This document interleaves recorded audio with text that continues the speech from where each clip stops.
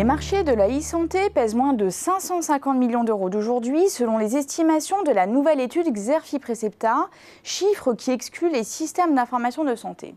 Et ces marchés regorgent d'opportunités. Des opportunités dans les domaines du suivi des maladies chroniques, du maintien à domicile des personnes âgées, de la lutte contre les déserts médicaux, de la prévention ou encore des transferts d'expertise entre professionnels de santé.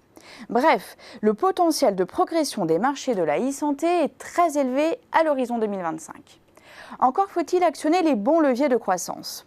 Il s'agit notamment pour les acteurs privés de structurer et d'industrialiser une offre aujourd'hui largement expérimentale, fragmentée et encore difficilement lisible, à la fois par les acteurs de santé et le grand public. Une démarche qui ne pourra passer que par des stratégies partenariales, dépassant ainsi les logiques concurrentielles traditionnelles. Pour le dire autrement, la compétition sur les marchés de la e-santé va se structurer autour d'écosystèmes d'acteurs complémentaires, ayant tous un objectif fédérateur commun. La question du financement apparaît également primordiale pour mobiliser tout le potentiel de croissance des marchés de la e-santé.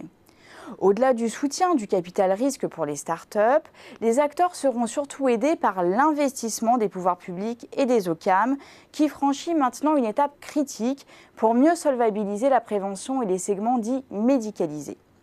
En clair, la télémédecine se voit de plus en plus financée, les solutions connectées autour du médicament sont peu à peu prises en charge et la téléconsultation commence à se diffuser dans les offres des complémentaires santé.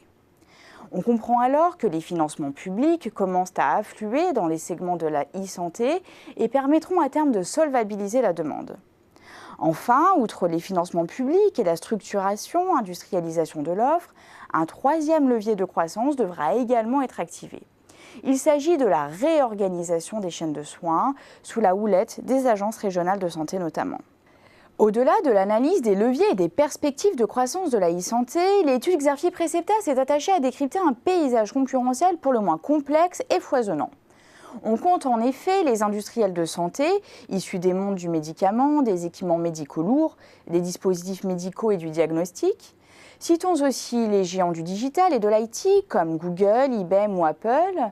Citons encore les acteurs de l'assurance, les médias santé, mais aussi toutes les entreprises et startups spécialisées dans la e-santé. Des acteurs qui disposent chacun de leur propre levier d'action pour l'emporter, c'est-à-dire pour piloter ou intégrer efficacement les futurs écosystèmes de la e-santé dont j'ai parlé au début. Et sans rentrer dans le détail de l'analyse, deux actifs s'avèrent totalement décisifs pour endosser le rôle de pilote des écosystèmes. La technologie et la confiance des utilisateurs vis-à-vis de l'utilisation de leurs données personnelles. Autrement dit, tous les acteurs n'ont pas les mêmes chances de l'emporter.